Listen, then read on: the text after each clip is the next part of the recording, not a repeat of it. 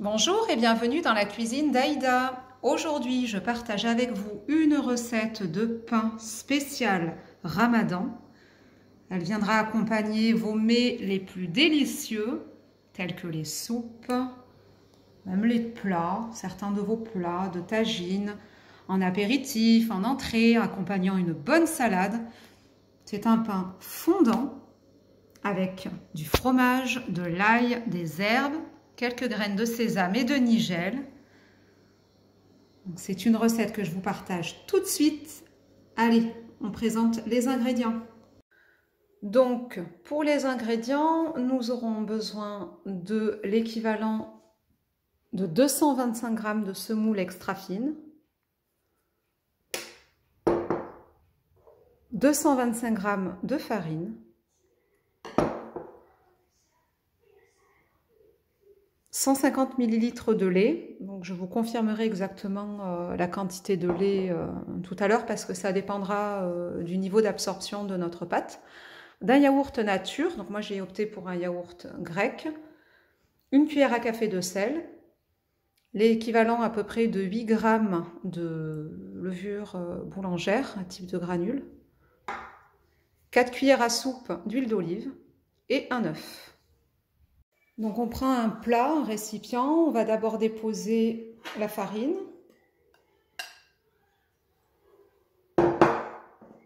la semoule.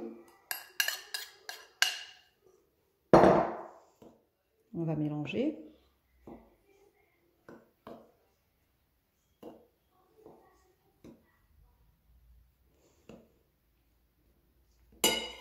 On va former un petit pion, on va y mettre la levure boulangère et on mélange.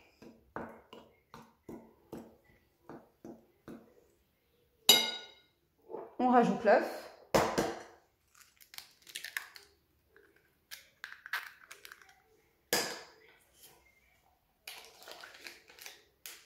Le yaourt. Après, vous pouvez réaliser cette opération à l'aide de votre pétrin. Moi, j'ai le pétrin, mais je vais vous montrer qu'on peut très bien réaliser cette recette à la main. On n'aura pas besoin de robot pour ça.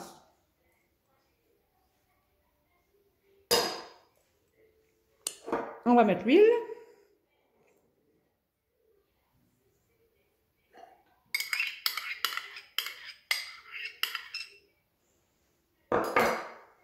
Et la cuillère de sel.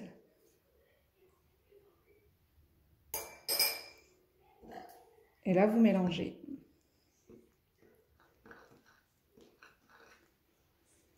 Donc, on va pouvoir utiliser la main pour ramasser la pâte. Et c'est à ce moment-là qu'on va commencer à incorporer le lait tiède. Donc, on y va par petites quantités. Et au fur et à mesure, donc en fait, on ramasse la pâte. Ça vous permet de mieux apprécier aussi le niveau d'absorption de votre pâte pour pas qu'elle soit trop collante ni trop sèche.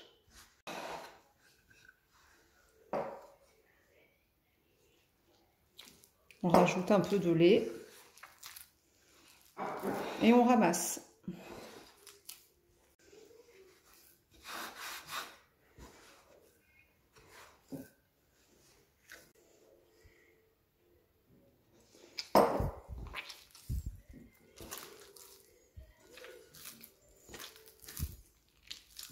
Vous devez obtenir au pétrissage une pâte qui soit ni trop dure ni trop collante.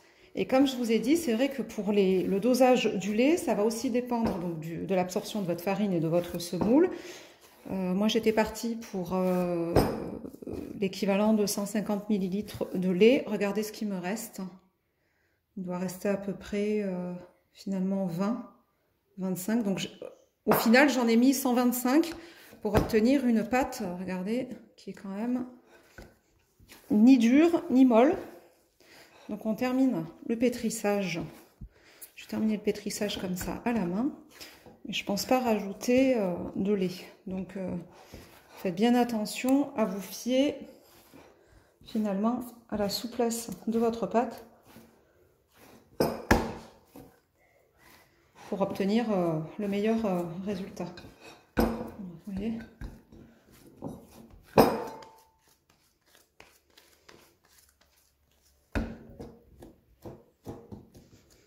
On est pas mal là. Voilà, donc on obtient une pâte comme ça.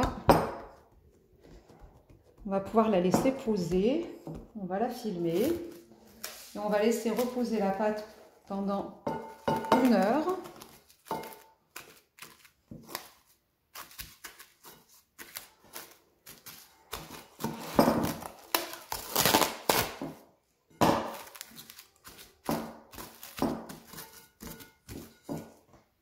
Voilà. Allez, on réserve. Et voilà, donc on a laissé passer 1 heure. On va pouvoir découvrir notre pâte. Donc elle a poussé. Elle est un petit peu collante, hein, à peine. Donc on ne va pas la dégazer en plein. On va juste faire... On va l'étaler sur notre plaque directement. Donc on prépare une plaque avec du papier sulfurisé. Excusez-moi pour le bruit. Voilà, donc j'ai préparé ma plaque qui va aller au four plus tard avec une feuille de papier sulfurisé. Et je viens y déposer ma pâte. Et donc je vais procéder à l'aplatissage plutôt. C'est la fatigue, quand la fatigue est là, on ne sait plus bien parler. Donc en fait on essaye de former un rond. Après, vous pouvez lui donner la forme que vous voulez. Hein.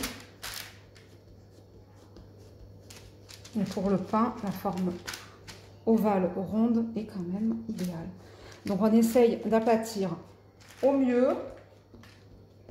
Faire en sorte que ce soit homogène. Qu'il n'y ait pas de coin plus gros que l'autre.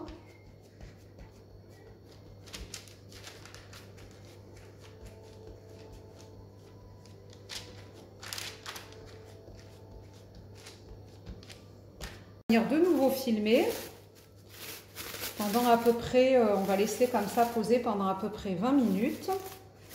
Moi j'ai récupéré le film que j'ai utilisé précédemment.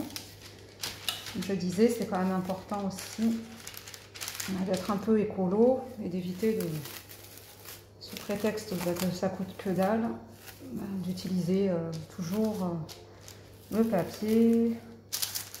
Le film, ça reste du plastique. Le jour où on aura quelque chose de vraiment bien réutilisable, ce sera top d'ailleurs. Voilà, donc on va laisser comme ça et on va laisser poser une vingtaine de minutes. Et voilà, donc on a laissé la pâte poser une bonne vingtaine de minutes. Elle a bien gonflé. Et donc là, on va venir faire des entailles. Je vais prendre mon petit outil. Vous pouvez le faire à l'aide d'un couteau. Moi, j'ai ma petite lame de Bistou spéciale pâtisserie. Et donc, on va venir faire des entailles suffisamment profondes pour pouvoir après y déposer le fromage. Mais pas non plus, il ne faut pas non plus toucher le bas. Il ne faut pas traverser la pâte. Hein. Il faut quand même que ça reste... Donc, et on les fait également dans l'autre sens.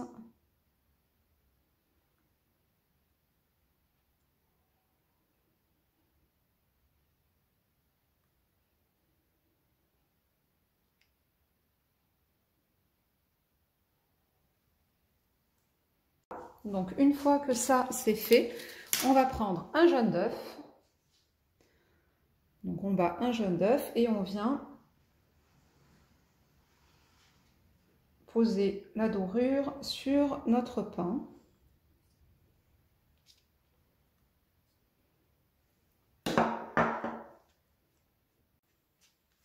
Voilà, on met bien de partout. Ça permettra d'avoir une belle dorure.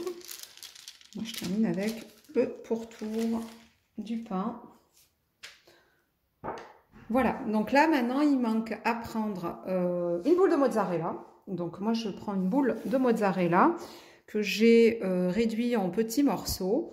Et donc, on va venir déposer la mozzarella à l'intérieur de nos entailles. Donc, si vous avez un peu de mal, il ne faut pas hésiter à réouvrir à l'aide du couteau. Hein. Et puis, à déposer à l'intérieur notre fromage. Et donc, on va le faire tout le long.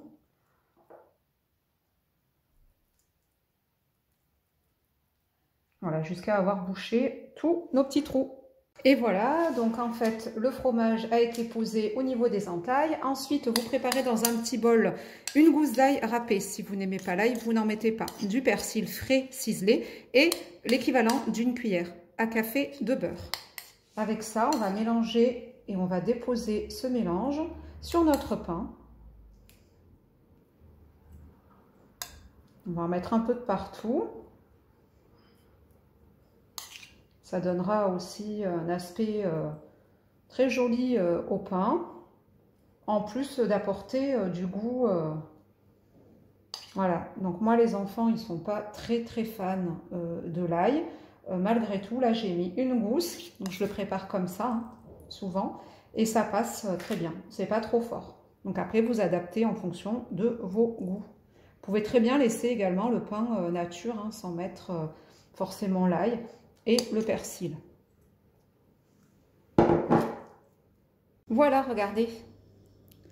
Donc je viens d'allumer mon four à 220 degrés puisque la cuisson est prévue pour 15 minutes. De manière optionnelle, ça c'est vous qui voyez, moi j'ai un mélange de graines de nigel et de sésame. Vous pouvez mettre que des graines de nigel ou pas du tout, ou que des graines de sésame. Donc moi je vais mettre les deux. Ça fait également très sympa au niveau de la présentation.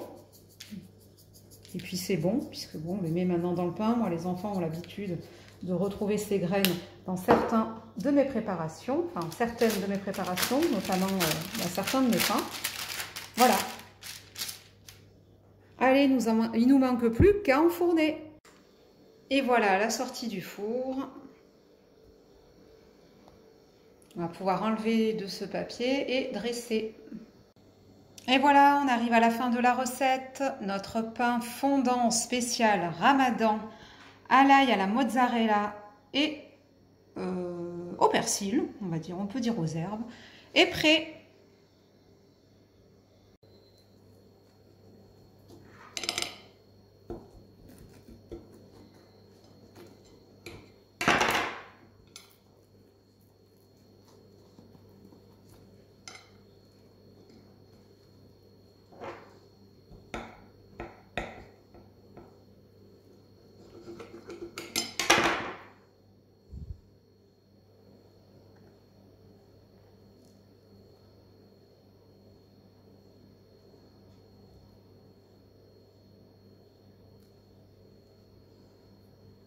Et voilà, j'espère que la recette vous aura plu. N'hésitez pas à partager, à liker, à commenter, à vous abonner à la chaîne. Et je vous souhaite un bon appétit.